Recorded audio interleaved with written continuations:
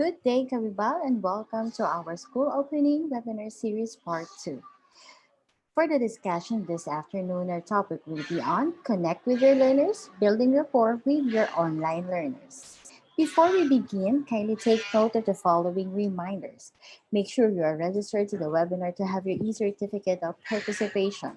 Visit certificate.wibalgroup.com to generate your proof of attendance. Place your question in the comment box allotted during the session and they will be addressed by a speaker later on. Share the video using hashtag LearnAs1PH as our official hashtag to our Vival webinars. Experience learning, Kabibal. And now to proceed with our webinar this afternoon, it is my pleasure to introduce to you our distinguished speaker for today. Mr. Joram Kim Corcuera is a graduate of Bachelor in Secondary Education, major in English at the Philippine Normal University in 2011. He obtained his Master of Arts, major in Communication degree at the Ateneo de Manila University. Currently, he is taking his degree of Doctor of Philosophy, major in English Language Studies at the University of Santo Tomas. He has been a teacher for almost a decade and has already taught English, literature, public speaking, and research classes. He also represented the Philippines in various international research conferences about education and communication. He has been delivering CPA training sessions and teacher seminars across the country for more than 3 years. He is also into journalism as he has already experienced handling a number of student publications in various schools and universities, including San Beda University and University of Santo Tomas. At present, he is working as a faculty member at the University of Santo Tomas Junior High School, where he teaches communication arts and journalism courses. Ladies and gentlemen, please welcome Mr. Joram Kim Carguera. All right. Thank you, Miss Michelle, for that introduction. Maraming salamat po to all our viewers today this afternoon. Sa pong magandang hapon sa inyong lahat. I hope you would be able to learn, of course, new things, new insights that you can use, of course, to make education better. Especially the system, of course, of education that we have here in the Philippines. So, on that note, allow me to share with you the slides that I actually prepared for our webinar this afternoon. Okay, there you go. So I hope you are able to see the slides that I actually prepared for you. So again, the title of our webinar today is Connect with Your Learners, Building Rapport with Your Online Learners. All right, so, okay, let me see. All right, okay. So all right, so there you go. So following the emergence of the 2019 coronavirus pandemic, of course, that poses endless challenges on every aspect of our lives. Educational sectors, of course, here in the Philippines and in the entire world, announced the shift of instruction from the traditional setup to the remote learning setup. In our country, of course, many months ago, the Department of Education made an announcement that they will be, of course, implementing distance learning. That's why right now, some of the private schools that have already opened their classes are already implementing either distance learning in form of online classes or in form of giving, of course, modules. However, I'm sure that the challenges that we're facing right now because of the pandemic does not end with regards to how we're going to communicate with our students, di ba? Ako po, personally, based on my experience on teaching online, one of the hardest things, okay, that I actually experience every now and then would have to be, how would I establish a good connection with my students. Diba? Unlike in a face-to-face setup, this is not a problem. Pero in an online distance learning setup, this is indeed a problem. And of course, this poses a lot of challenges. So on that note, allow me to present to you our objectives. So one, of course, it is to be able to identify best practices on how to connect with students online. Second, of course, it's for us to be able to appreciate the importance of rapport, the importance of having a good connection, a good relationship, of course, with our students, and providing quality education for them. And number three, of course, is to be able to apply various techniques to establish a better connection with students virtually. All right. So, of course, now that I'm done presenting the objectives, isa lang po ang tanong ko, are we ready? Diba? I hope we're ready for this one. So, if we're ready, then let me start, of course, to dig deeper. So in every webinar, in every teacher training, in every teacher seminar, in every CBD training that I actually conducted before, I always start with what I call the quote of the day. And today's quote comes from Tony Robbins. Sabi niya, rapport is the ability to enter someone else's world, to make him feel that you understand him and that you have a strong common bond. Indeed, I think you have to agree with me, or I think I'd like to believe that you will be agreeing with me if I say that rapport is an important ingredient to academic success, especially in distance education. Without rapport, definitely distance education, be it modular or online, would be more challenging, would be more harder, and possibly it could actually result to failure. So this one is going to be our focus in our today's discussion. But before we try to dig deeper about rapport, let us try to talk first about communication. When we talk about, of course, communication, nowadays, ito yan, di ba? Right? Kumbaga, kung isipin natin tayo si Blue, si Orange si students, or vice versa, we communicate, of course, through what? Through, of course, the use of technology. That's why in the picture, you would be seeing their laptops, you would be seeing their different applications, and then the like, because this is our way of communicating with our students. But we'll talk about communication. What is communication, and how are we going to define it? Communication is the act of imparting and informing people, especially with regards to news. Diba? So in other words, communication does not only happen whenever we try to talk about a specific object or a specific thing, a specific subject. Communication takes place whenever we read newspapers, be it online or be it a hard copy of a newspaper. Communication also refers to the science and the practice of transmitting and passing information.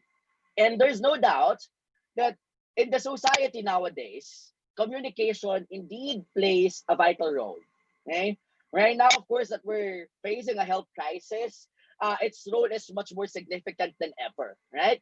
So it must be clear for us teachers how we can use it not only in trying to combat the disease, but also in trying to offer okay, quality education amidst the pandemic, because this is the only way that we can actually of course make it happen, diba? Our job as teachers is not only to teach, but is to ensure that of course our students are learning from us. It's really to give them the quality education that they truly deserve. And in order for us to be able to do this, it is very important for us to understand what communication is, and of course the role of communication in today's society. Furthermore, when we talk about communication, of course, we deal with human communication. It is a purposeful interaction between at least two persons, principally through the use of verbal and non-verbal symbols. So, in other words, sa sinabi natin communication, alam naman natin to, di ba? Verbal, of course, with the use of our voice. Non-verbal, we communicate with our hands, with our faces, and of course, gestures, body language, and then the like. But when we talk about communication, human communication, siguro yung iba magtatanong pa rin. Today's topic is about education, but when why are you trying to focus with regards to communication? Because the question is communication connected to education? And if yes, what is its relevance for teachers, especially in a virtual learning environment? Okay? My dear teachers, my dear formators, okay, we have to understand that all of us teachers, educators, if there's one thing that is constant in this world, diba? We are of course constantly imparting new knowledge and transmitting information to our students, be it face to face and online. Diba? When we do, for example, online learning, every day we give them new information. Every day we present things that they do not know and they would learn from this one. If it's modular, the moment that the students will open the module, the moment that the students will answer the module, will study the module, it is an act of still transmitting information from the module, which of course was created by the teachers. So in other words, this is something that we do not often, but this is something that we do all the time. Okay? So the question now is, in 2020, ngayong panahon po ng 2020, ano bang role nito? Is it really because it's COVID-19 that we're shifting to online learning? Or before the COVID-19 pandemic, meron na bang tinatawag na changes in the field of education? The truth here is that prior to the COVID-19 pandemic, okay, the use of technology in the field of education has truly spread like a wildfire. So it is already indeed prevalent. In fact, in a study conducted by Hootsuite, okay, noong January 2020, they found out that the total population, of course, is around 7.75 billion. And out of the 7.75 billion, 5.19 billion are unique mobile phone users, 4.54 billion are internet users, and 3.80 billion are social media users who are very active, of course, posting, okay, updating their various social media accounts. Now, looking at this data, just like what I told you, this is before COVID-19 pandemic. And right now, diba, of course, we all know that in the new normal, uh, the new way of communication, of course, is always mediated communication, di ba? Not only students attend online classes, but also us, employees, we work from home, di ba? Of course, how? Through the use of internet. So indeed, baka itong number na to, baka nadoble pa to, di ba? So this just shows us that even before the pandemic, okay, the way we communicate, okay, with other people already changed. Okay? It is indeed influenced already, of course, with the integration, with the use of technology. Okay? And speaking of technology, we must understand that in education, technology can be a life changer. It can also be a game changer, especially for kids who are both in school and out of school. Alam niyo po, ako po, I always believe that when we talk about technology in the field of education, hindi lang pwedeng as teachers, dapat as students as well. Okay? So its success, okay, would depend on how we use it as teachers, and on how they use it as students. As teachers, of course, we must understand that when we talk about online learning, when we talk about the use of technology, we must know how to use it. We must know, number one, how to use third-party applications, online applications that would be able, of course, to sustain their attention, make learning more interesting, erase boredom, get rid of boredom, and the like. We must be able to use, of course, the power of technology in terms of adding supplementary materials, okay, making the curriculum better, okay, and then the like. And for students, of course, dapat din they know how to use it the right way. Ako po, to be honest, right now I tried to interview some of the students and then most of them would be telling, sir, the hardest part in online learning is not only about time management, but there are a lot of distractions. Why? Because the technology itself can serve as distraction. Di ba? Yung social media, yung for example, yung uh, online games and then the like, they serve also as distractions, right? So in other words, if we want to ensure that technology would really help us attain academic success, dapat mapaliwanag din natin as teachers that it's not only, kumbaga, it does not only depend sa ating mga kamay. Dapat, of course, the students would also do their part, right? So right now, let us try to see some of the products of technology that we use often in the world nowadays, especially, of course, in the field of education. One, of course, definitely social media. 'Di ba? I think ako while browsing my Facebook feed, I would often see posts of other teachers telling na ang ginagamit nilang uh, learning management system is Facebook. Yung iba ginagamit other social media tools, right? Kasi di ba yung mga feature na rin, for example, na messenger room, and then the like, right? So, yung iba gumagamit ng email, iba gumagamit ng, for example, StreamYard, and then the like, iba gumagamit ng Zoom. So, in other words, of course, the use of this teleconferencing, video conferencing applications has been indeed, prevalent, talagang nakikita talaga siya. And same thing, of course, with the social media. Before the pandemic, ginagamit na rin to, di ba? For example, dissemination of information. May mga teachers na nagpapapost ng mga gawa ng bata sa social media. Okay? But of course, we have to understand that their grade must not be affected and must not be based on the number of likes from the number of comments that the students would be gaining from their social media posts. Right? So in other words, through social media, we learn a lot of things. We acquire new knowledge, of course. We develop our skills through the use of the internet. Okay? Second, of course, videos. Diba? Ito talagang lagi natin ito ginagamit. Right now, for example, this is a webinar, right? So this is, of course, being flashed. You are able to watch it, of course, through YouTube. Okay? A lot of teachers would be able to use, of course, other videos coming from other teachers, coming from other educators, from other formators, okay, in their own lessons as well. Okay? The students, likewise, would be able to use videos, even if these videos were not rewarded by the teachers, to try to make understand their lessons better. Third, of course, we also have here various websites, di ba? Instructional template posted in websites. For example, you want to know more about, kunwari, for example, about nouns, and you're going to research things about online. So definitely, itong mga bagay na to, magagamit natin to, of course, to ensure that, of course, our learning, okay, the education that we're giving to our students is indeed talagang quality education po talaga. Okay? So in other words, conclusion, everyone uses technology. Okay? Lahat po tayo gumagamit ng technology. And no wonder, right now, when I talk about communication, it's always mediated communication. Okay? So now let us try to look at communication, specifically mediated communication, on a deeper perspective. Okay?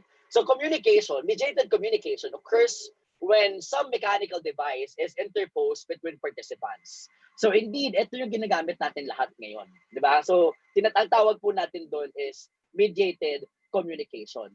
But right now, let us try to look at mediated communication and communication alone in a different perspective. Tignan natin yung sorry, here.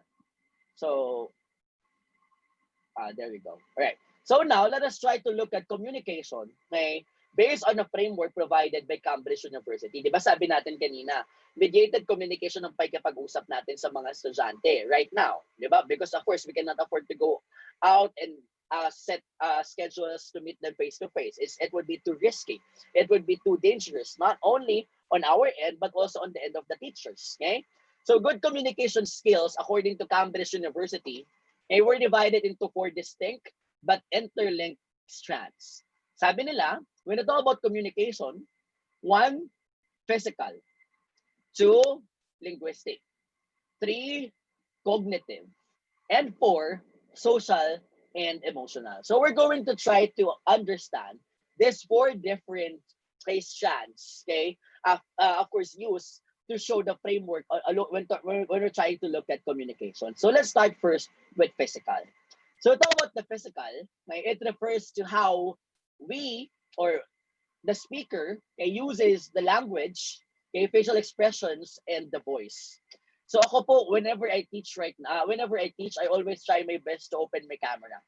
Kasi of course, non-verbal language, at least napo-project pa rin sa camera. May facial expression, may hand gestures, at least may body stance, may body language. Although it would not be as clear, of course, as the non-verbal expression expressed in face-to-face setup, at least in a way or another, may bibigay pa din ako sa mga bata because of course these things also help us deliver the message to our students, how we actually deliver our message to them, the way we speak, our kumbaga, yung intonation natin, it would also affect.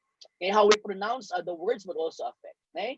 Second, of course, would have to be linguistic. Okay? Dito po sa linguistic, it's the speaker use of language, including their understanding of formality and rhetorical devices. Di ba sabi nga nila, when you're talking to students online, you must use the same words that you're using in a face-to-face classroom setup.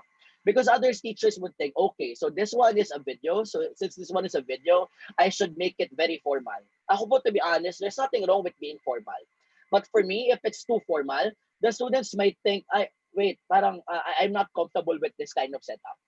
Remember, the reason why we're conducting online classes is to make them feel the same way, of course, that they feel with the face-to-face classes. So we have to make them comfortable. Okay? And dapat malaman mo when to be too formal and when, of course, at least to be a bit casual, to at least use your humor, insert jokes, your wittiness from time to time, para at least, of course, the conversation would still be very entertaining. You would be able to sustain your attention and the like. Third, of course, would have to be the cognitive. So the cognitive refers to the content of a speaker, okay? What the speaker says, okay, and their ability to build on, challenge, question, and summarize others' ideas. Ako, for me, as teacher, sa apat na strands na binanggit ng Cambridge University, ito siguro yung kampante ako na lahat meron tayo. Why? Because I'd like to believe that all of us are knowledgeable, especially in terms of content. One, we cannot be teachers if we did not graduate from a 4-year degree course. We cannot be teachers, okay, lalo na sa public schools, if, of course, we do not have our licenses, right? And we cannot be teachers, of course, of the specific subjects that we're teaching if we did not spend rigorous training sessions only to become an expert with regards to that specific field, all right? And of course, the last one would have to be social and emotional. It refers to how well a speaker listens, includes others, and responds to the audience. Alam niyo po, my dear teachers, isang misconception when it comes to online learning, yung mga bagay na iniisip na parang, okay, online learning to, so I'll teach. Once I'm done teaching, the students will submit their work and that's it. That's wrong. When I talk about online learning, it involves communication. And communication should always be two-way. Hindi pwedeng nagbigay tayo ng video natin, panonoodin nila, and that's it. Mamaya, later, pag nag-discuss po ko ng towards rapport, I would be focusing to those things. But you have to understand, my dear teachers, that online communication, online learning does not go that way. Okay? Online learning should still be two-way. So in other words, we have to listen to what they can say, and we have to process it. We have to respond to them, not only to address what they need, but also try to address their preferences. Okay? Put in mind that my dear teachers, okay, for us to call ourselves effective educators, we must always know how to become excellent communicators. Because if we cannot call ourselves excellent communicators, then we can never become effective communicators. So on that note, let us try to assess if you are already a good communicator or not. All right? So I have here with me specific questions, okay? And you're just going to answer with a yes or a no. So I hope, sana po may hawak tayong ballpen o papel, or if not, if you have your digital notebook, okay, you can type your answer, yes or no. Okay? So again, I call this activity, are you a good communicator? So again po, ulitin ko po Just write yes if you are doing it already, if you possess that specific trait or practice, and no, of course, if not.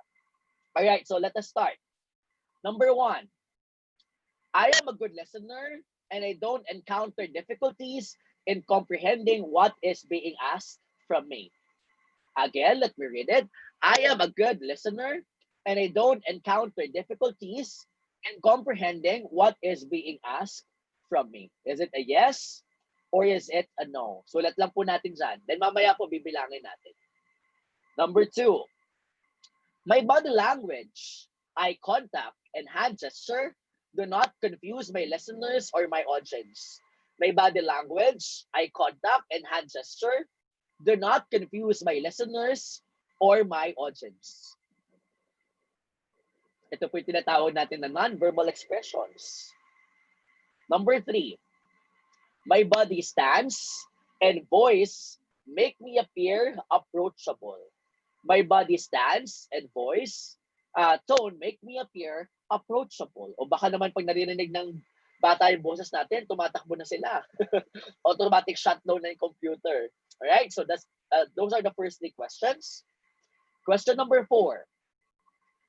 I don't talk too much. I always try to convey my message in the shortest way possible. Okay? Again, I don't talk too much.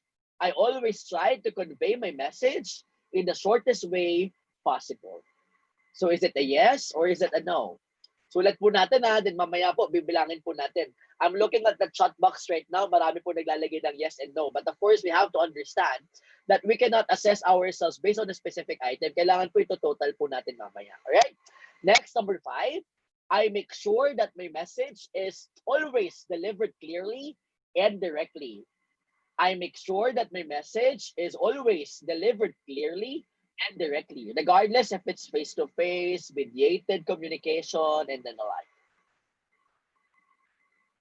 Number 6, I have a friendly tone when dealing with other people. I have a friendly tone when dealing with other people.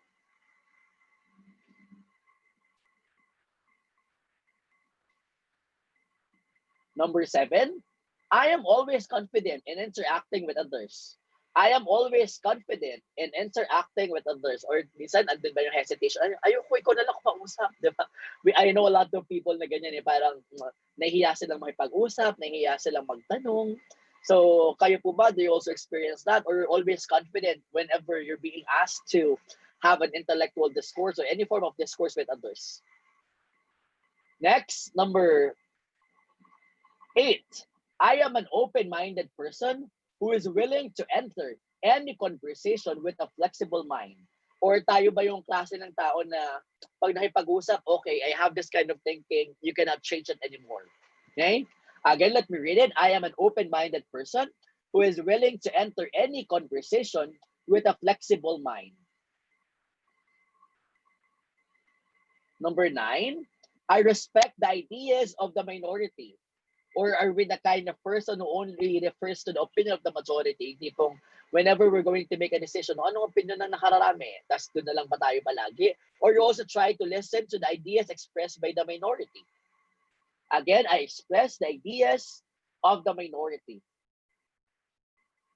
Number 10, I give feedback. Okay, I give feedback. Or kayo ba yung teachers na I'll just give it, you pass it, okay. The next time that you're going to see it, grades na lang po. Or you try your best to give feedback from time to time.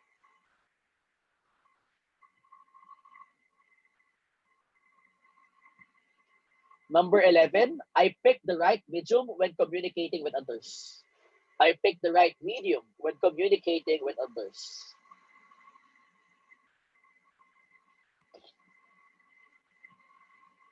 Number 12, I always do my best to respond in a positive manner. Proactive po ba lagi yung approach natin? Okay? So I always do my best to respond in a positive manner.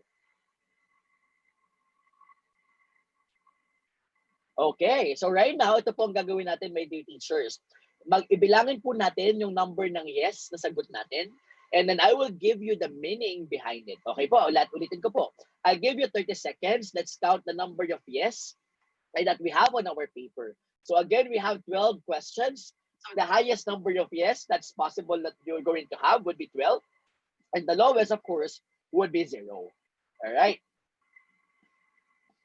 Okay. So nabilang na po ba natin? Ay, 15 seconds po.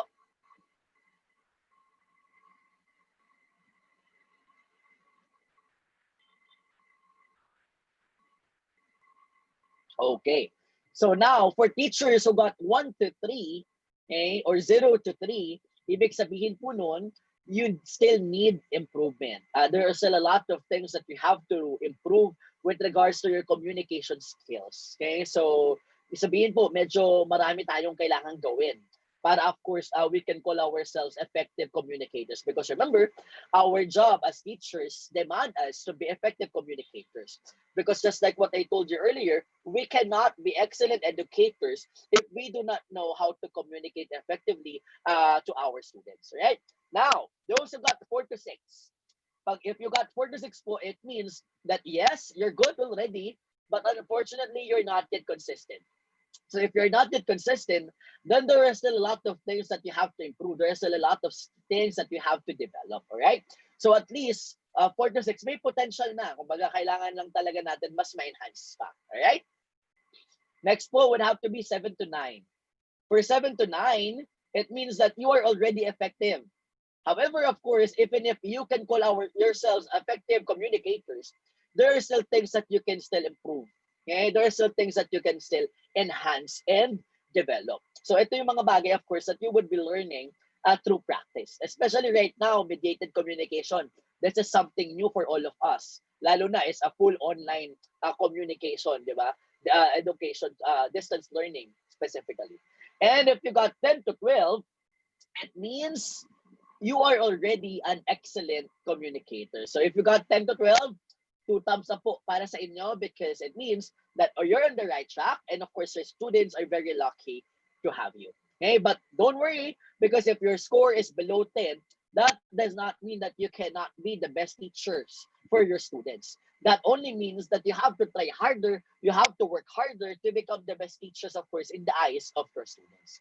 Remember, my dear teachers, the most basic of all human needs is the need to understand and be understood. And the best way to understand people is to listen to them. So ito po yung sinasabi ko kanina. Okay? One of the things, of course, mentioned earlier in our game, in our mini activity, is that communication is never one way. It's always two-way. So you always have to listen to your students. You always have to listen to what they can actually say. Okay? So hindi pwedeng tayong teachers lang ang magsasalita at tayong teachers lang ang masusunod. We always have to listen to what our students will say for us to be able, of course, to establish a better relationship with them. Okay? That's, of course, process of the communication. Right? So imagine, parang tayo to, di ba? Okay? Parang tayo to. Isa lang tayo pero ang dami-dami nating kausap. Especially with regards to oral mediated communication. Ako nga ngayon, sabi ko isang bagay na dati, pag binubuksan ko laging walang bago, email ko. Anong buksan ko, halos wala nag-email. Mag-email pag may bills, di ba? Pag may babayaran, and then the like. But right now, every day, parang I've been receiving 10 to 20 or more than 20 emails pa. Di ba? So, that's of course the new normal, di ba? Kaya nga sabi nila, mediated communication. Of course, we talk about mediated communication. Indeed, it's prone to a lot of problems, lalo na pag hindi pa tayo sanay. Okay? Tandaan po natin, communication is a very complex process. That's why at any stage of this process, okay, things may go wrong, making the communication process less effective. So in other words, if we want to be effective communicators, and if we want to ensure that the way we communicate with our students will be effective, then we must be able to minimize and avoid the things that make it less effective. Ano po ba yung mga bagay na yun? Of course, these things are what we call the communication barriers. Okay? And these communication barriers are also known as noise. So sa mga nagtuturo ng oral communication dyan, this is something that is familiar to you already. Okay? So ito about noise, it refers to the technical term used to refer to all the possible barriers to effective communication. It may be physical, psychological, physiological, or even semantic. So looking at this picture, ayan, makikita po natin. Sa una, of course, nagtadakip ng tenga, right? So it means semantic noise. It means physical noise. Ako, this is very common, di ba? Minsan nagtuturo tayo, tapos habang nagtuturo, biglang tatahol yung aso. Di ba? Nagtuturo tayo, biglang may dadaan naman nag-jeep sa labas, na ang lakas ng tunog. Di ba? Minsan nagtuturo tayo, may malakas na boses sa labas, right? So, of course, not only sa part natin, but also sa part ng estudyante natin. That's why it's very important for us to be able to look for a learning environment, of course, conducive for learning. Also, of course, for our learners. Because we have to avoid this kind of noise. Second, of course, physiological noise. Kung napansin mo, dyan po, sakit ang tiyan, di ba? So, in other words, things that we actually experience from time to time that would hinder us from being able to focus to what we do, to our lesson specifically. Third would be semantic noise, di ba? Hindi tayo nagkakaintindihan, magkaiba tayo ng language. Ako, it was, I think, the other day when someone talked to me, sabi niya, alam mo sir, ang hirap pala, no? Sabi ko, why? Because she has students from another country. So, nag-online teaching sila. Then, nagkataon ng subject ng Filipino. Sabi nung estudyante niya, so, ma'am, sabi na sa babae yung teacher, sabi nung estudyante niya, ma'am, do you have subtitles in Zoom? Kasi nga, the student is having a hard time trying to understand what the teacher is actually saying. But since that is a Filipino class, of course, hindi naman pwedeng mag-shift ng English palagi si teacher or lagi magkaroon ng translation, mauubos ang oras, right? So that's also something, of course, that some of us are facing. And lastly, of course, would have to be psychological noise, right? So for us to better understand, there's a specific types of noise kasi mahalaga po ito eh. Kung gusto natin magkaroon ng magandang connection sa mga bata, dapat marunong tayo makipag-communicate. And for us to be able to learn how to communicate with them, we must also understand, or it is equally important for us to understand how to avoid the things also that would destroy us, that would destroy, that would destroy the process of communication, okay, or that would hinder us from being able to establish an effective communication with them. So first, again, just like what I told you, would have to be the physical noise. So talk about the physical noise, again, it comes from the learning environment. So not only sa part ni teacher but also sa part ng students. That's why nauso ngayon 'di ba yung mga noise cancelling application or yung mga noise cancelling na yung mga headset na may noise cancellation kasi nga para at least hindi masyado maririnig yung ingay. Sila may mga teachers for example, habang nagtuturo sila may nagbibideo okay sa kabila or kung ikaw naman estudyante for example, habang nakikinig ka kay teacher, hirap na hirap ka nang intindihin yung math tapos biglang sa labas, madarinig mo may nag-aaway. So, of course, these things would hinder you from being able, of course, to participate effectively and, of course, learn the topic for that specific day. So, examples of physical noise would be extraneous noise, white noise, unbearable weather, destructive visual aid, etc. Minsan, pag umuulan ng malakas, ang hirap na, ang humihina ni signal natin, tas yung tunog pa ng ulan. So, of course, that also affects us. Second, of course, would have to be psychological noise. Again, it originates from the emotional state, mental state, or psychological makeup of a person.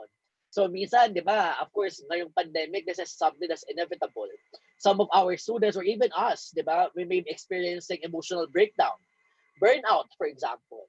Some of us may be experiencing depression, anger, suspicions, paranoia, biases, and the like.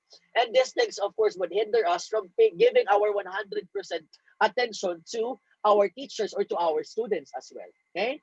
Third, of course, is physiological noise. These are bodily conditions that compromise the ability of a person to send or to receive messages. Ngayon na online setup, maraming bata, minsan 7 o'clock ang klase, gigising yan 6:55.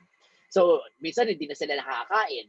So, dahil hindi nakakain, nagbigay si teacher ng exam. That also, of course, affects their score. Why? Because itong state na to, itong physiological noise na to, of course, would hinder us, I would hinder them, rather, from being able, of course, to exert their best effort. So, mahalaga din po, of course, lalo na in designing our class schedule, mahalaga din that we give them health breaks from time to time so that they will be able, of course, to address their needs as well. And of course, the last one, just like what I mentioned to you earlier, would have to be semantic noise. So semantic noise refers to anything related to the meaning of words that distorts or masks a message and confuses the listener. So for example, speakers use a foreign language, listeners limited vocabulary, and then the like. That is why, my dear teachers, it is very important to use also the language of your students, but not to the point naman na hindi na natin sila kakausapin na, of course, intellectually. But what I mean is that we have to avoid using highfalutin terms. Because remember, this is not a spelling bee. It's not a matter of making your students feel, ang galing ni sir mag-English. But it's a matter of making your students feel, ang galing ni sir magturo kasi naiintindihan ko siya. Hindi yung tipo, ang galing niya mag-English pero hindi ko siya naiintindihan. Of course, we're going to choose the comment na masasabi nila na naiintindihan nila yung tinuturo ni teacher. Okay? Because that's what we need. We do not need the compliment na sabihin nila, ay, kabisado ni sir yung dictionary. Walking dictionary si sir. No. Because remember, in education, if your students cannot understand you, then you cannot call yourself a good teacher. Alright? So again, how do we overcome these communication barriers? Some comments. One, make sure that the room is quiet and well lit. Okay? Mahalaga po yan. That's why kami, for example, kami sa UST, nagkakaroon pa kami ng training sa mga bata. We also try to communicate to the parents to ensure that they know the importance of having a conducive learning environment. Kasi ba nasa school, hawak natin. Alam natin kung paano natin mabibigyan sila ng setup na makapokus sila. But sa bahay, syempre wala tayong hawak dyan, right? If they're not going to, of course, a lot of space for learning, mas mahihirapan po talaga sila na ma-achieve yung academic success. Second, of course, speaking slowly and clearly so that your students can catch up. And ako, for me, maganda na rin na nire-record natin yung lessons natin eh. Because it's inevitable for students not to experience problems with regards to their internet connection from time to time. Talaga nangyayari talaga yan. So of course, for the students who would be missing the session because of the internet connection, at least they would be able to go to the recordings and watch it again. And third, of course, talk using the words that the students are able to understand. So just like what I told you earlier, this is not a spelling bee. It's not a matter of, again, trying to impress them. It's a matter of helping them to learn, to become better, to understand new concepts, to develop new skills, and acquire new knowledge. Right? So another one, of course, would be it's always two-way. Okay? Communication should always be two-way. If it's one way, then definitely expect a lot of barriers along the a lot of barriers that would of course hinder you to communicate effectively with your students. It must always be two-way. So you have to listen to their feedback. Kapag may problema, of course, address them. Kapag wala, good. Kapag meron, of course, address them. Right? So remember, my dear teachers, the most important way to overcome the communication barriers and to avoid communication breakdown is by getting regular feedback from the receivers. And this time, who are our receivers? Is our students. Alam niyo po, this is my observation sa mga kwento ng kaibigan ko. Although, in my cases, it's not really something that I experience often. Pero ang napapansin ko po, sa mga nakakwento sa akin ng mga, of course, sa teaching community, di ba? Maliit lang naman ang teaching community. The students right now are still not used to the setup. And their scores would actually show it. Yes, we're only focusing on the most essential learning competencies, but that does not mean that they would be able to understand it easier. Diba? Bakit po? Kasi nga, it's an online setup. And even if we call them Generation Z, of course, that have in its skills in terms of using technology, is still, they're on the process of adjusting. So napakahalaga ng feedback na para at least alam natin kung paano natin i-improve yung ginagawa natin, alam natin paano natin i-address yung kanilang pangangailangan at yung kanilang kagustuhan din. Remember, my dear teachers, it is not just important for you to be able to address what they need, but it is also important for you to be able to address the learner's preferences, especially when it comes, of course, to teaching. Okay? So, on that note, allow me to present to you some principles of speech delivery. Diba? And then after this, of course, I'll go to the rapport na po. Okay? So again, principles of speech delivery, we have 6. One, we have modulation, articulation, stage presence, facial expressions, gestures, and movements, and of course, rapport. So let me start first with modulation. Okay? So when I talk about modulation, it means to change the sound of the voice by making it higher or lower. It means to adjust so that it exists in a balanced or proper amount. Okay? And always remember that no one likes to listen to high-pitched, real, or squeaky voice. Alam niyo po ako, meron akong kilalang teacher. Okay? He's very, ano kasi siya eh, kumbaga talagang very expressive. So, especially when teaching literature, talagang mararamdaman mo talaga yung drama. If it's sad, it's sad. If it's sobrang animated talaga siya. And to be honest, it helps. If you will be able to talk to his students would always tell you, ako sa akin, sir, naiintindihan ko agad yung sinasabi ni sir because it's not just about reading it, but it's also about listening to how he's going to utter the lines, express his, for example, opinion about the specific topic, and then the like. So, in other words, the way we speak, okay, it also contributes okay, to the learning of our students. Okay, if we want to communicate effectively, then lalong-lalo na po sa online, di ba, na prone to misinterpretation, then dapat of course we know how to modulate our voice. Okay, one, let's say for example, baka sinasabi natin, nagagalit pala tayo. Tapos nakangiti tayo, o kaya yung boses natin walang emosyon, o kaya for example, natutuwa tayo for we're praising them, we're trying to appreciate them. Tapos ang mukha mo malungkot tapos ang pagkakasabi mo very good. 'Di ba? So, of course the students would feel parang the students would feel that, right? So it's something also that we have to learn. Another thing, of course, voice modulation helps us sustain the attention of the audience. Okay? So kapag monotonous tayo, the tendency is that we would be losing our audience attention. But if we are not monotonous, if we know how to modulate our voice well, then of course we have to expect that our students would be able to listen to us for a longer period of time. Right? Second would be stage presence. Okay? So it refers to the ability to command an audience with an impressive style of manner. Okay? So have stage presence by grooming, by dressing, and speaking well.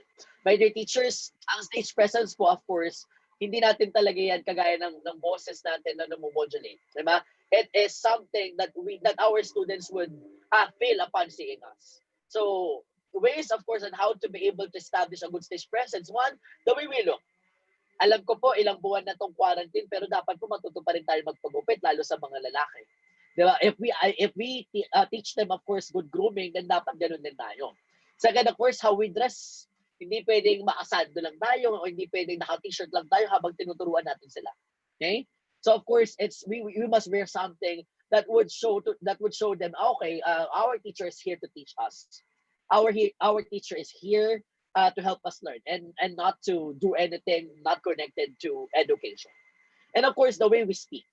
Baka mamaya, for example, when during the time that we're talking to them, mali-mali ang grammar natin, hindi natin alam yung sinasabi natin, halatang kinakabahan tayo. Of course, it would give us a negative stage presence. So if we want, of course, to our students, of course, to understand, okay, our teacher is here, I must listen because he is here to teach. He is here to help us learn. Then we have to understand how that stage presence is something that we have to develop. All right. So the question is how do we really establish stage presence? Just like what I told you earlier, you should sound good. Hindi pwedeng hindi pwedeng pangit, 'di ba? Ang boses natin na masakit sa tenga or parang halatang kinakabahan tayo or halatang hindi natin alam yung sinasabi natin and then the like. Okay?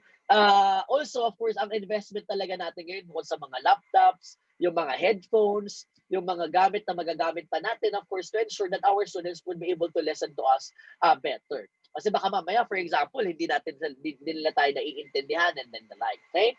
Second, of course, your command of the language must be excellent. Just like what I told you, if you say, for example, your grammar is poor, then expect that your students would not be able to, kumbaga, not only understand what you're trying to say, but also try, kumbaga, parang yung feeling na, ay, magaling tong teacher. Walang ganon. Hindi maisip ng bata yun because grammar is something that all of us should know and develop. Diba? Dapat marunong tayo mag-speak ng Tagalog at ng first ng English, especially of course the medium of instruction that we use in teaching our respective subjects. Okay? And third, of course, have an extensive knowledge about the topic in order for you to sound credible. My dear teachers, we have to understand that one of the most important things in the field of education, especially for us teachers, is credibility. If our students would think that we're not credible and that we do not know what we're trying to say, then definitely ano mangyayari? Our students would not believe us anymore. So dapat po, before tayo pumasok sa klase, dapat alam natin yung sinasabi natin. Hindi rin po pwedeng copy-pasted, ha? Kasi pag kinapi-paste natin yan, di ba, dami kong nakikita ang videos ngayon, sinasabi parang ang teacher sobrang strict sa pagbibigay ng sa pag-check ng plagiarism, pero the teachers themselves are already doing a lot of copy pasting, right? Nakalungkot po pero totoo. Next, of course, another principle would be facial expression. So this gesture is executed using the facial muscles, and your face reveals a lot about you. Sabi nga nila, di ba, it's the strongest, the most beautiful, di ba, and the most effective visual aid, di ba? And of course, it's what you don't say that counts the most at times. So, minsan yung mukha pa lang natin, di ba? The students would feel, ay, minsan parang for example, naka-on yung camera mo bago ka magbigay ng PowerPoint. Good morning! Yung mukha mo pa lang na maaliwalas, it would make them feel, Sir Corcuera is very happy to see us. And if the students would feel that way, then of course, they would be feeling that way too. Na parang, ay, Sir Corcuera is happy to see us, so I'm happy to see him too. Right? So napakahalaga po that we try to invest also hindi lang sa microphone but also on the webcam. Minsan kasi yung mga laptop, minsan malabo ang camera, di ba? So para makita naman po tayo ng mga estudyante natin, bilhin din tayo for example ng webcam, ito yung mga investment talaga natin eh. Kaya of course, but these things would really help us educate our students better. Third, of course, would be gestures. The gestures refers to the movements or positions of the hand, the arm, the body, the head, or the face that is expressive of an idea, opinion, or emotion. Di ba minsan automatic tayo ng kamay natin parang antenna yan na kinukuha na natin ng signal, right? So these gestures, of course, help us communicate our ideas and emphasizing our words. So simply, for example, first, okay, second, what happened after that? Yung mga gestures natin na yan, it also affects, it also allows our students to learn better. Okay? However, too much gestures may distract your audience from trying to decipher or understand your message. So wag naman pong sobra, hindi naman tayo sumasayaw, di ba? So just enough. I mean, express the gestures in a natural way. Hindi naman yung tipong scripted. Mahalata din po ng bata yan. Next, of course, would be articulation. So for articulation, it is an act or process of putting something into words, and it refers to the clear and accurate pronunciation of words. Okay? In a speech delivery, it mainly talks about the logical order of ideas expressed. So mahalaga din po, of course, kanina sinabi ko na rin sa modulation yun, okay, how we're going to pronounce the words, okay, we have to, ako pag hindi ko talaga alam ang pronunciation, I would always consult the online dictionary and listen to the pronunciation so that my students would not be, one, yung iba dyan maniniwalang ganun ang tama eh, di ba? Two, of course, baka mamaya alam din nila na ito yung tama at mali ako. Siyempre, it of course kumbaga parang makes me not credible in their eyes. So dapat mo talaga alamin natin, 'di ba? So that everything of course would be kumbaga explained to them correctly. And in speech delivery with regards to the logical order of ideas, kaya dapat din po of course there would be no awkward pauses. The connection from one lesson or from one slide to another would be smooth. Okay? So of course these things also affect the learning and of course the communication process that occurs between the teachers and their students. And lastly, of course, would be the rapport. Ito yung ating magiging focus. Okay? So the rapport refers to the speaker's connection with the audience. And it is characterized by harmony, conformity, and accord or affinity. So in other words, it refers to the relationship, okay, that we have to our students. Okay? In distance learning, teachers emphasize that rapport is necessary. Okay? Although of course hindi na to face-to-face, mahalaga pa rin po talaga yung rapport. Why? Because it is still important for us teachers to establish some sort of personal connection. Ay otherwise, it's like teaching a bunch of little computers. Diba? Meron naman pong emosyon ng mga estudyante natin. So, meron din tayo. Ako nga, I have friends who are also teaching. Sabi nila, alam mo pa na ganito yung pag na ganito ang nagtagal ang pagtuturo na online learning, parang susukuan ko ang pagtuturo, sabi nila. Sabi ko, why? And then they were telling me, kasi they don't feel the satisfaction that they receive in a face-to-face classroom. Which is true. Ako nararanasan ko rin naman po yun. But then I realized, siguro I just lack connection or we lack connection with our students. Kasi nga, it's online learning setup. So of course, we're still adjusting. We're still trying to look for the best combination. Okay? Remember, my dear teachers, that getting to know students individually is important. And of course, that includes knowing how they think, understanding how they work, okay, identifying what their personalities are, what they can handle, and what they cannot handle. Alright? So again, bakit po mahalaga na magkaroon tayo ng rapport? Because it is the key to creating a positive and supportive online classroom environment. And of course, a positive online environment, okay? So a supportive online classroom environment, ito magiging dahilan ng mga bata bakit sila papasok sa eskwelahan. Right?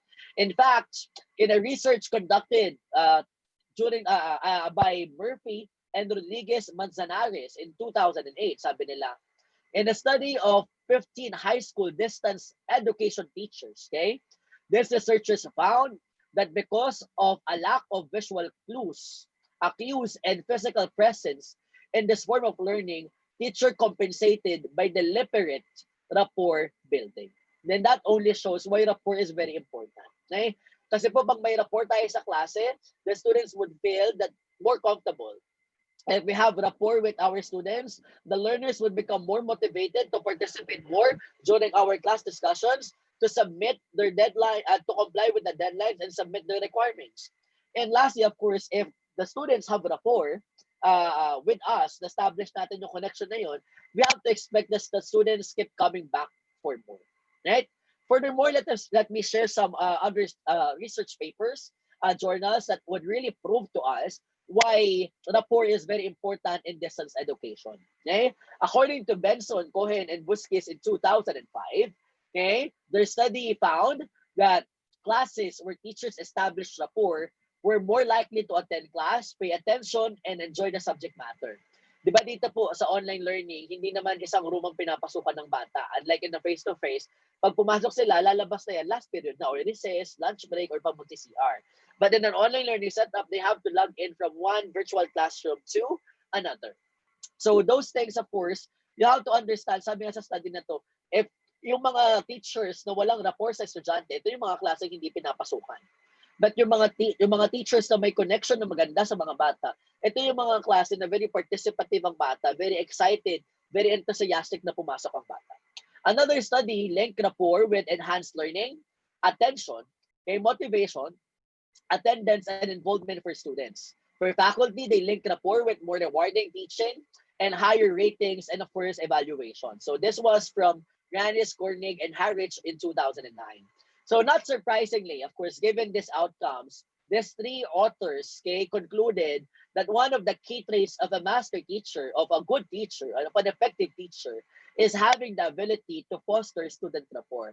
No wonder, of course, these teachers are given higher evaluation for the job well done. Okay? Another study found that instructor rapport uh, emerged as a significant predictor of cognitive and effective learning. So this one, of course, was found naman po by Frisbee and Martin in 2010. So in other words, it's not just for cognitive learning, but it's also, of course, for affective learning. Yung emotions, of course, napakahalaga yan. Yung domain na yan, napakahalaga yan. If we wouldn't be able, of course, to touch that, lalo na po ngayon na talagang the students also are having mental breakdown, emotional breakdown. So the more that we have to build and establish a good connection with them. Right? So now allow me to show to you a diagram showing what rapport is in a specific research. Sabi dito, rapport is a dyadic phenomenon, okay, that involves mutual attentiveness, mutual respect, mutual understanding, mutual openness. Okay? It's also a dyadic phenomenon that involves coordinated interaction, coordinated movement, that is positive, harmonious, smooth, and regular. So this diagram only shows, okay, that with rapport, okay, communication would always be, kumbaga the chances of having an effective communication would always be high. Even if this is, of course, being produced through mediated communication. Kahit pa sabihin natin, for example, we're using different machines, different products of technology, if you have rapport with your audience, if you have, for example, a connection with your students, okay, and then expect things, of course, to be, kumbaga, the chances of having academic success would be indeed higher. Okay? So rapport in distance education. All right. So the poor elements in messages were indicated by the following. Sabi dito, reporting on or requesting information on personal information, ideas, opinions, and emotions.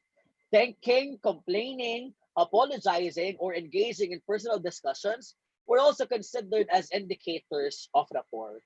So all these things are based from a study conducted by Jones, Warren, and Robertson in 2009.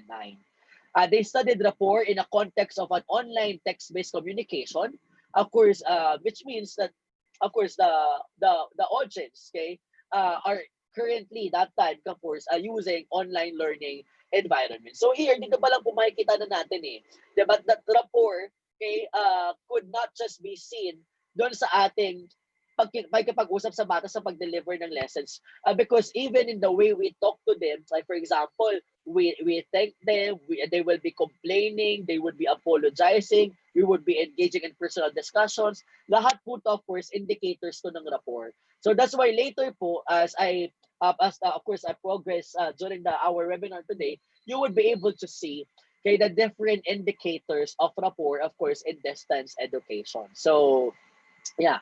So again, another study mentioned that the earlier weeks in the course represent a critical period for the type of student interaction that will lead to rapport. So this was, of course, coming from Jones, Ryan, and Robertson in 2009. Teachers, ito po, napakahalaga po ito. Kasi po, kapag ang goal natin is to establish rapport during the third quarter, naku po, medyo mahihirapan na tayo. Baka nga hindi na po natin kayanin. So it must be done on an earlier stage. For example, during the first 3 weeks of classes, napakahalaga po nun. Because yung first impression natin sa bata is something also that's very important. If the students would feel na ikaw yung teacher na walang makakasundong estudyante, then it would be very hard for you to establish a rapport with them. But if the students would feel that you're the kind of teacher who is really there for them, then of course the students would really exert their best effort to understand you and of course know you even more. In particular, face-to-face meetings early in the course, di ba, help us develop a critical communication mass that possibly supports the development of rapport. And of course, this is the same way that is being implemented online. Ganun din po. Kung sa face-to-face, napakahalaga ng first 2 weeks, first 3 weeks natin, ganun din po sa online learning. Pero let's say, for example, sir, paano yun? During the first quarter, patapos na yung first quarter, hindi talaga ako nag-online learning. Talagang nagbibigay lang ako ng videos, that's it. Then I think you should, kumaga, double their effort talaga para the students would feel that you're also trying to do their best to establish a good connection, a good relationship with them. Right? So, now, the question is, what are the challenges to rapport building? Diba? Earlier, I've been talking about the importance of rapport. I've been talking about what rapport is. Pero ang tanong is, ano ba yung mga challenges na that, of course, rapport poses to us? One, when I talk about rapport, some distance education students don't want to have any interactions. May mga bata kasi na parang iniisip, okay, on distance education naman to, hindi ko nakausapin si teacher. Right? So, compared to the face-to-face setup, mararamdaman ng bata doon na parang partly obligation nila to talk to the teacher. But in an online learning setup, they would be thinking, some of them would be thinking, online naman to, so I can do this on my own. Diba? Lalo na kung talagang puro asynchronous learning si teacher, right? So, some students also may not want to be contacted, diba? Or even us teachers, baka naman tayo rin teachers, ayaw natin ng interaction with our students. But then again, just like what I told you earlier, online learning is always two-way. Dapat po talaga, we have to allot time to communicate with our students. Hindi pwedeng puro video lang, hindi pwedeng puro module lang, hindi pwedeng puro instructions lang, letter lang, PowerPoint lang, and then the like. We always have to, of course, have an intellectual discourse with our students from time to time. And second would be, a lot of things can be misinterpreted online. Okay? You have to be very careful with what you say. Because as teachers, we might be saying things na joke sa atin. But for them, because hindi nila naiintindihan yung humor natin, they would not see it as a joke. Okay? And because of those things, it could lead to misinterpretation. Kasi nga, di ba, pag online po, kumbaga, minsan talaga, or kahit present ang non-verbal kapag may video, ang tendency, minsan na misinterpret ka pa din. Kaya nga ako po, for example, if my students, for example, have questions, I really try to create a virtual classroom. I would answer it there. Not unless simple questions that I can answer in chat. Pero kapag, for example, medyo complicated yung tanong, hindi ko pipilitin sagutin sa chat. I would try to create a virtual classroom where I will call him. para at least mas magkaintindihan kami. Because I understand that online communication is something that we're not used to pa. So, of course, prone to misinterpretation, right? Number three would be some distance education teachers think that online learning should be done without any direct contact to the students. Ayan po yung sinasabi ko kanina. Hindi po talaga sapat yun. Okay, so meron nga po ako nabasa parang sabi modules, dapat kahit sa modules daw from time to time, nagkakaroon ng interaction. Although of course, I would understand that not everyone would be able to do this. Kasi nga po, talagang yung iba naman, talagang very challenged talaga in terms of course, trying to communicate with the students kasi walang internet, walang, for example, walang phone, wala talagang means of communication. But of course, I hope we would be able to find solution to this thing. Same thing with the students as course. Perception is still there, just like the old times, na iniisip nila. Di ba, sa dati po kasi, pag sinabing modular, module talaga. Pag sinabing online, online is parang online, pero para may pipindutin ka lang, sasagutan mo lang from time to time kung kailan ka libre and the like. But online learning right now is not that is not being done that way. It gives premium to of course communication. So napakahalaga of course na mabigyan natin ng oras din talaga na makausap yung mga estudyante natin from time to time. Synchronous classes din. Huwag tayo puro asynchronous, right? So now let's go to the biggest question. How do we establish rapport? So allow me to give some tips and then after that, I'll give you indicators kung may rapport na talaga kayo sa mga bata. Right? Number one, take time to greet and make them feel that you're glad speaking in front of them. Start the class by telling them, I'm happy to see, I'm glad na, for example, it's a complete attendance, that right now, all of you were able to attend. It makes me really happy and the like. So make them feel that they're important and that their presence to your class is indeed something that you value. I mean, it's something that you really value. Okay. Second, of course, compliment on their effort, attention, cooperation, and appearance. No matter how simple these things are, you have to compliment it. You have to compliment them. For example, sumagot sila, compliment mo rin mo, okay, that's a good answer, right? Medyo mali, pwede mong sabihin, that's okay. I think you have an idea. You have a point there, although I'm looking for a different idea. But yeah, I see where you're coming from. So recognize their answers, okay? So that they would feel na, ay, ang ganda palang sumagot. I have, I know someone, kaya sabi niya nagkwento siya sa akin, student ito, student ng, I mean, college student, na yung sabi niya, siya daw ayaw na raw niyang sumagot ng tanong ni teacher. Sabi ko, bakit? Kasi when she tried to answer one of the questions given by their teacher, parang kinorek siya. Tapos nung kinorek siya, parang medyo pinagtawanan siya. So what happened after that? That student is a consistent honor student. Right now, running for Latin honors. Sabi niya, ayoko na mag-resign kasi parang feeling ko, mapapahiya lang ako. So that's something that we must not do online because if we want to establish rapport with our students, then we must always remember that we have to understand na hindi rin mas madali para intindihin sa kanila yung lesson. So recognize their effort, kay compliment it. Third, of course, involve the audience by interacting with them. Ako po, whenever I'm being asked, what makes good teaching? I always tell student-centered. Never kong sinabi na, okay, it's about you being knowledgeable alone. No? You have to be knowledgeable, but it should be student-centered. It should not be like this one, itong webinar na I'm talking to you, I'm presenting all the information. Okay? The student themselves must be able, of course, to devise a way to look for this information, of course, based from the activity that you're going to provide them. Right? And next, ito napakahirap po. Ako to be honest, hirap na hirap pa rin ako dito. Maintain eye contact with them. Ang hirap kasi sabi ko parang, for example, right now, the camera, nasa bandang taas ng monitor ko, and then yung PowerPoint nasa gilid. So what would I try to look? Of course, I would look at the PowerPoint. Di ba? So, but of course, time to time, we must still try our best to still establish eye contact with our students. Okay? Next, of course, always smile and be energetic. Sabi nga nila, di ba, ang teachers talagang best actors and best actresses, right?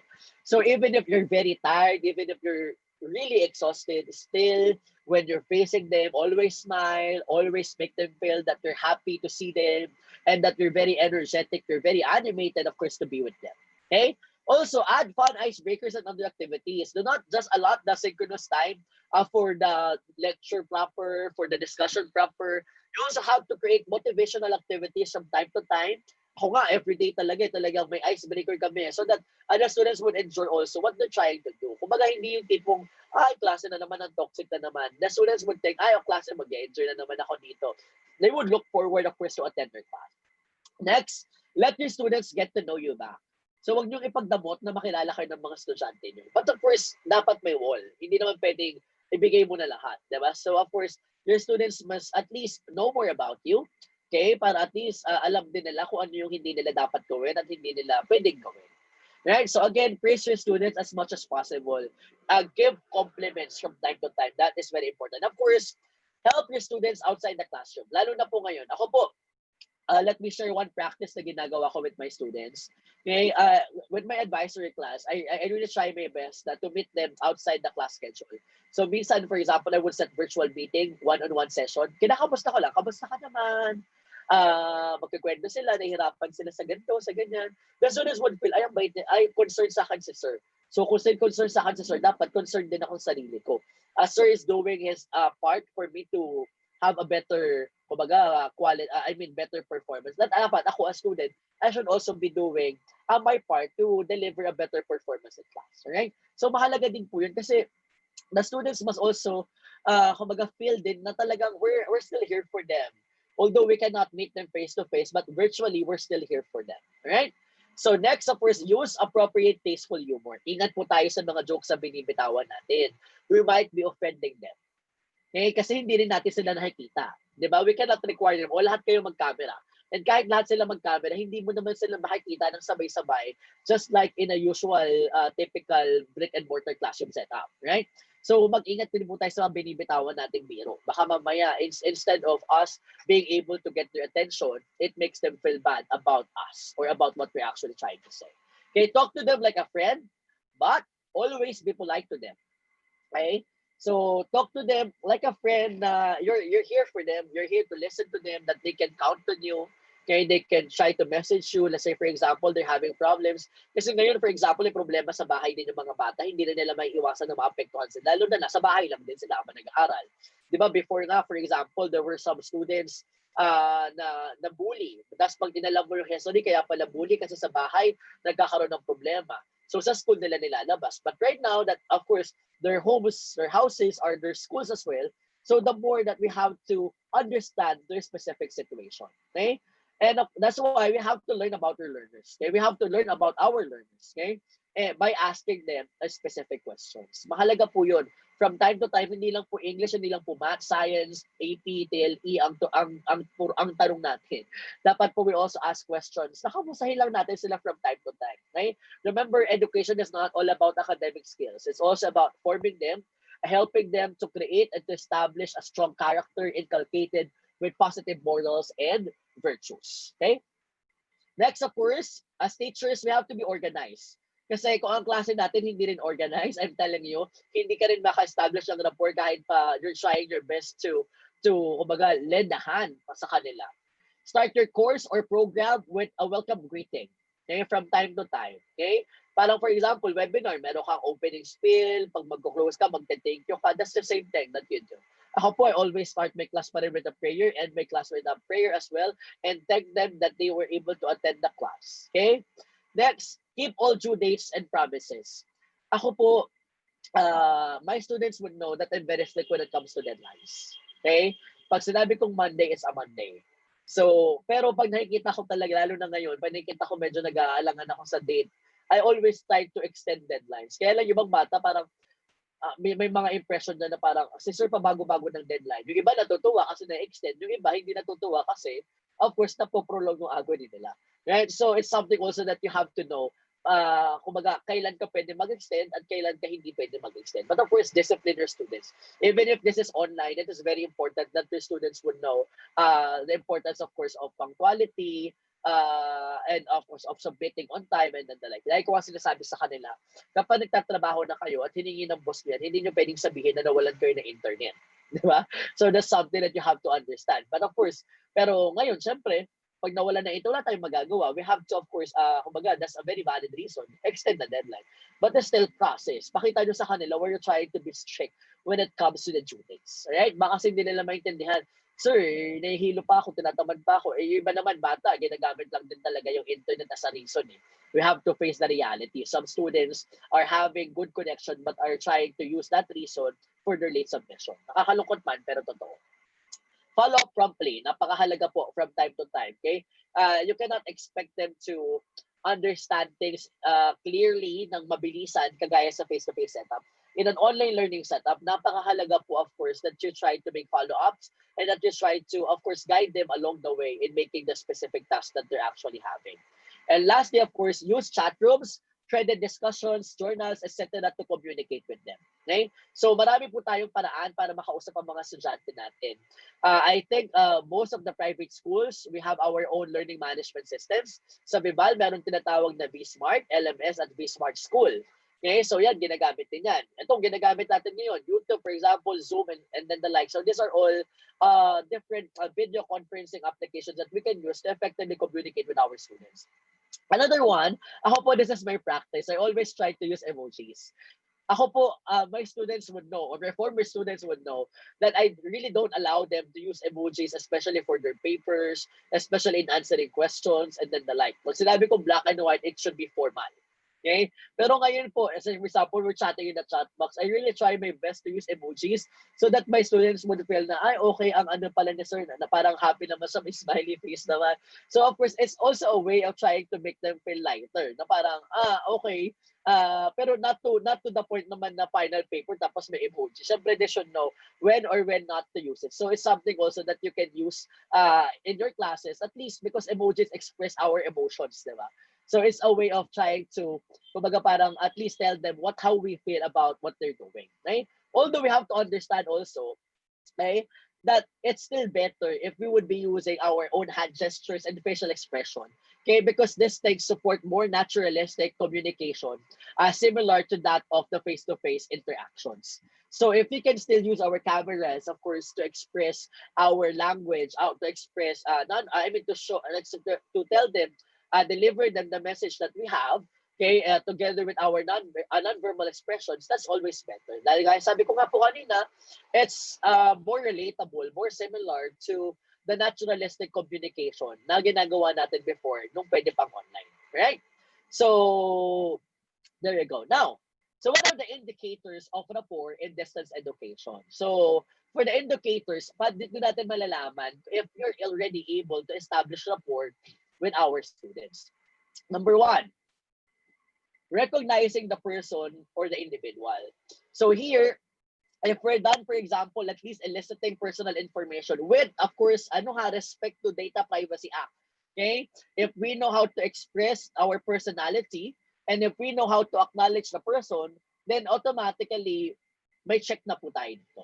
Okay? Second is supporting and motivating. Okay? Here, if we know how to support our students, monitor them from time to time, praise them, may praise their work, compliment them, and of course, provide feedback from time to time, then check na rin po tayo dito. So these are the things that would show us that we are already able to establish rapport, of course, with them.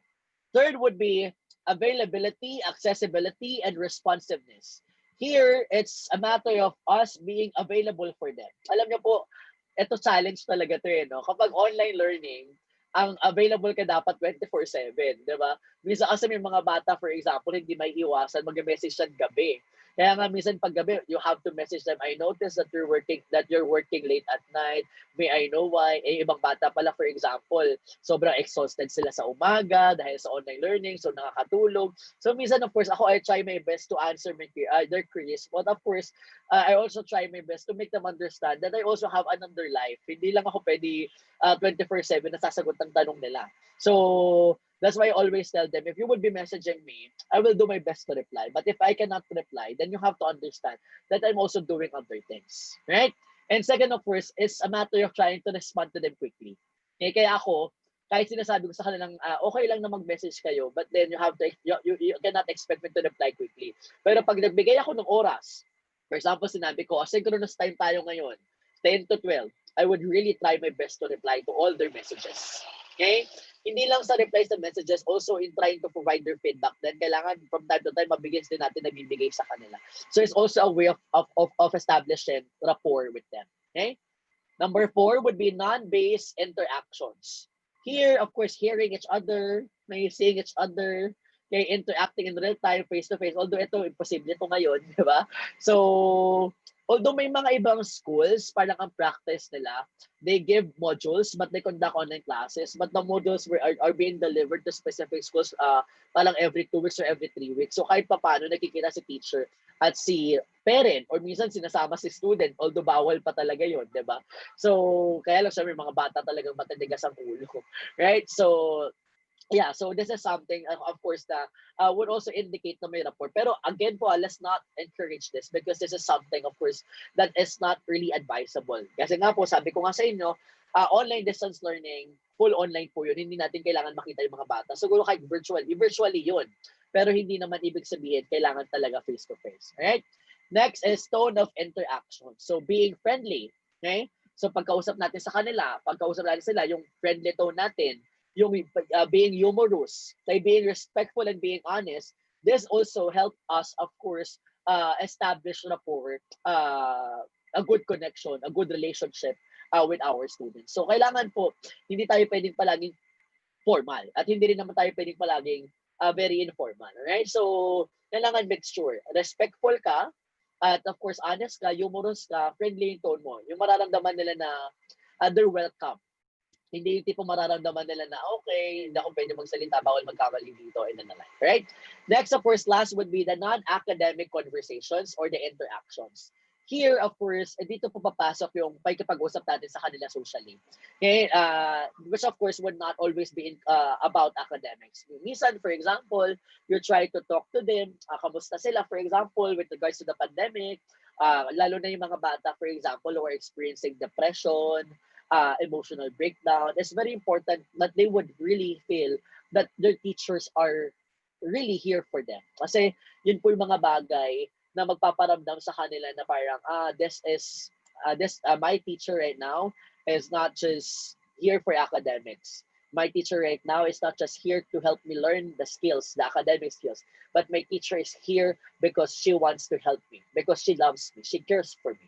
Right? So dapat ganun yung maramdaman ng bata because definitely, if you would be able to make the students feel that way, 100%, you would be able to establish a good rapport, even, of course, only having interactions virtually. Right? So in other words, to summarize everything that I talk about today, rapport is a challenge and is an opportunity for us to make our students, I mean, rather, yeah, to make our students better individuals, okay? To help our students increase their chances of gaining academic success. It's going to be a challenge because it's not really easy, but it's going to be an opportunity as well because if we're able to establish it, then definitely things would be a lot easier than, of course, it used to be. All right? So again, the golden rule, treat your students, of course, not as, kumbaga, robots, but treat them as individuals who also have emotions. All right? So I hope sana po may natutunan po tayo today in our session. Okay, so if you have questions, you can message me, okay, in my email po, jcorpera@vivaldrop.com. But of course, I think today will also be entertaining some queries then of course from our viewers. I hope may naintindihan po tayo today with regards to the importance of rapport, how we can establish rapport, how we can establish a better way of communicating with our students, a better way of establishing connection with them. Because again, let me just reiterate, these things would surely help us become the best teachers, become the most effective teachers in the eyes of our students. Thank you po for watching. Thank you very much, Sir Joram. Now we'll proceed to the question and answer portion po. The first one is from Ms. Jean L. Aquino. What are the best or top tips on how to adopt teacher-student rapport while teaching online? Okay. Yun po. While teaching online, just like what I mentioned to you, thank you for that question, by the way, Miss Michelle. And yun, yung nagtanong, I forgot the name, sorry.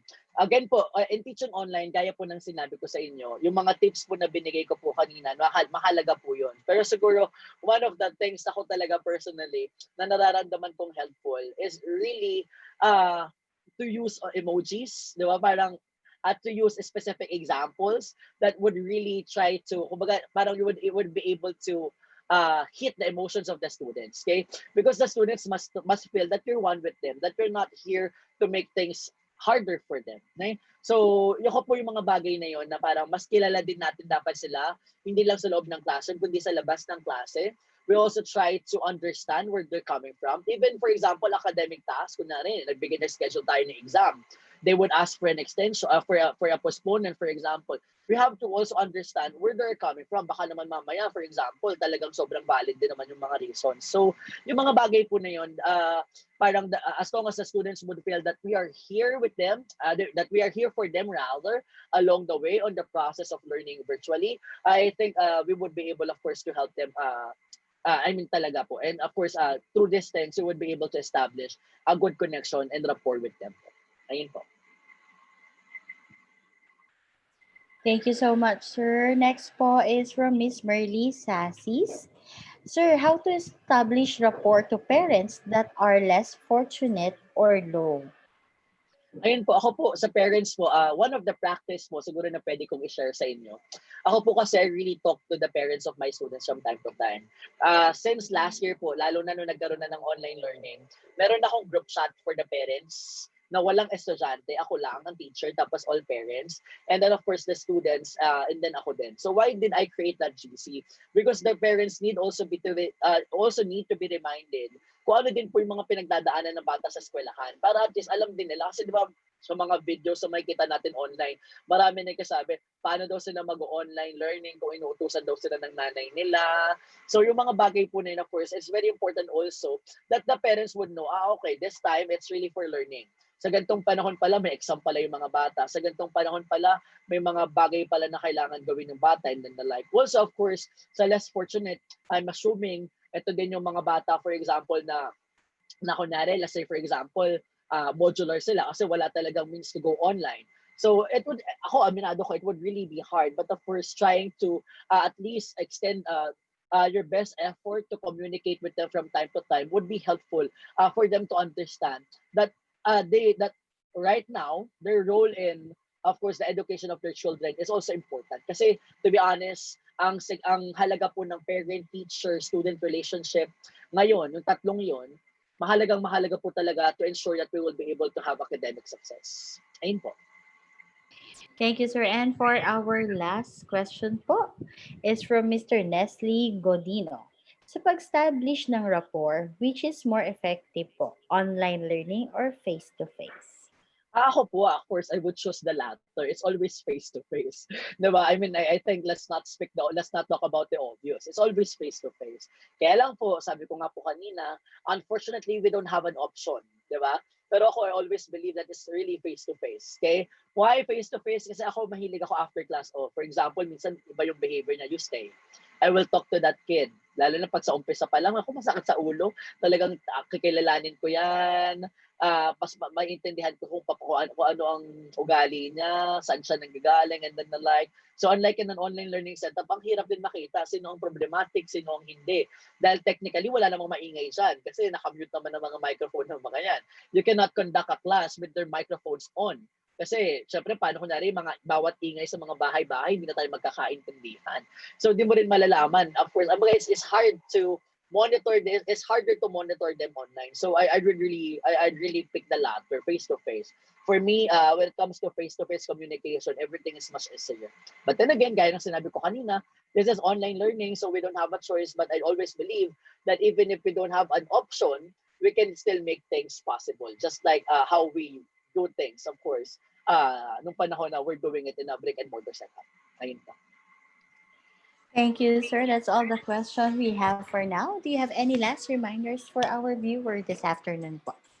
Last reminder po siguro, just a simple message that although right now, indeed, we are clearly in the midst of a tragedy that touches every corner of the planet, but still, we have to understand, we have to remember, and we have to always keep ourselves talagang positive, diba? That positive mindset tayo. So this time can be a learning opportunity for our community of adult learners and educators. And of course, sana po talaga we will exert our best effort, okay, to show that our students, the 21st century learners, okay, na talagang ma-realize talaga nila that online learning is meant for them. Okay? Kasi ako, to be honest, right now, I think if you're going to ask me what's the biggest hindrance to the success of online learning, I think it's the kind of mentality that online learning cannot work for us.